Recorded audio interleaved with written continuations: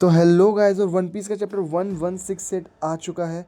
और चैप्टर की शुरुआत नरेटर से होती है और नरेटर हमें कहता है कि जो जाइंट्स है उनकी इमेज वर्ल्ड के सामने बहुत अच्छी हो चुकी है, क्योंकि अब जाइंट्स ने मरीन फोर्सेस को ज्वाइन कर लिया है और अपना हीरोइज्म दिखा रहे हैं। और साथ ही में इसमें जो हराल्ड की डिप्लोमेसी है उसका भी बहुत बड़ा हाथ है।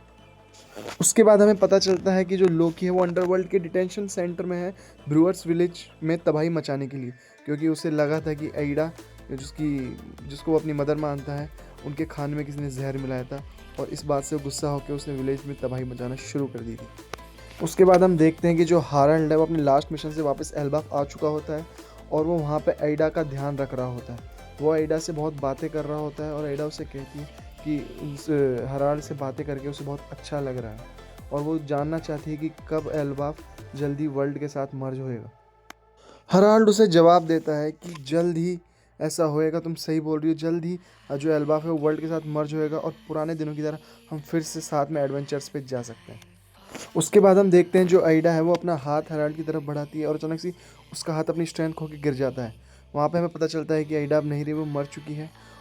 पूरे एल्बाफ में मायूसी छा जाती है और हमें दिखता है कि हजारुद्दीन और हराल्ड वो बहुत रोते हैं एडा की मौत के बाद।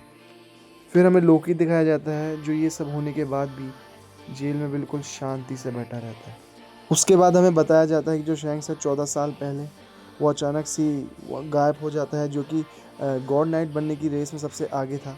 लेकिन अब वो वहाँ नहीं था, तो उसकी जगह में सबसे पहली लाइन में जो आता है वो होता है किंग हराल्ड। उसके बाद हम देखते हैं कि जो 5 एल्डर्स है वो किंग हराल्ड को ईमू के चेम्बर में लेके जाते हैं।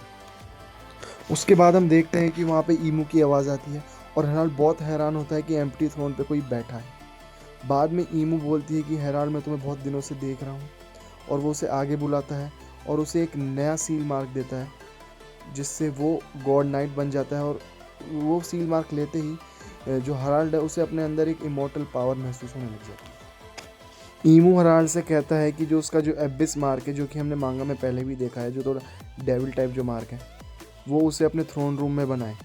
उसके बाद ही जो वर्ल्ड गवर्नमेंट है वो एल्बाफ से मर्ज होएगा। उसके बाद हम देखते हैं कि जो हराल्ड है वो एल्बाफ पहुंच चुका है और उसने वो एबिस मार्क भी अपने थ्रोन रूम में बना दिया है। और तभी ईमू का उसे अगला ऑर्डर आता है कि जो एल्बाफ है वो उसे एक मिलिट्री फ्लीट बना दे जो कि मरीन जितनी ही बड़ी हो।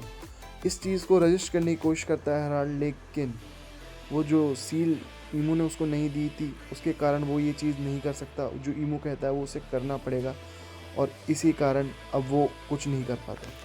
उसके बाद हराल्ड कहता है अपने सोल्जर्स को कि उसे टाई कर दे, उसे एक जगह बांध के रख दे और जल्दी से जल्दी उसके बेटे को और जारुल को यहाँ पे बुलाया जाए। उसके बाद हमें पता चलता है कि जो हजारुद्दीन है वो अभी एल्वाफ में नहीं है और जारुल और लोकी को वहाँ पे बुलाया जाता है। लोकी को जेल से निकाल के कासल में बुलाया जाता है। और फिर इसके बाद नरेटर हमको कहता है कि अब वापस मेन स्टोरी पे आते हुए हमें पता चलता है कि यही वो दिन है जिस दिन मास स्लॉटर हुआ था और हमने king of the Elbaf Herald को खोया था। तो चैप्टर यहीं ख़त्म हो जाता है और हमें पता चलता है कि जो शैंक्स है वो 14 साल पहले मैरी जियो से छोड़ दिया था, वहाँ से गायब हो गया था, जबकि हमको पता है कि वहाँ होली नाइट बनने गया था। लेकिन अब हम समझ रहे हैं वो वहाँ से गायब हुआ और ये चीज़ हमें कहाँ पे लेके जाती है, उसका मोटिव क्या है, ये थोड़ा बहुत हमें समझ में आ रहा है। और जो चैप्टर है वो ब्रेक पे है अगले वीक, तो देखते हैं अगले से अगले वीक चैप्टर में क्या होता है। सो मिलते हैं, हैव अ नाइस डे।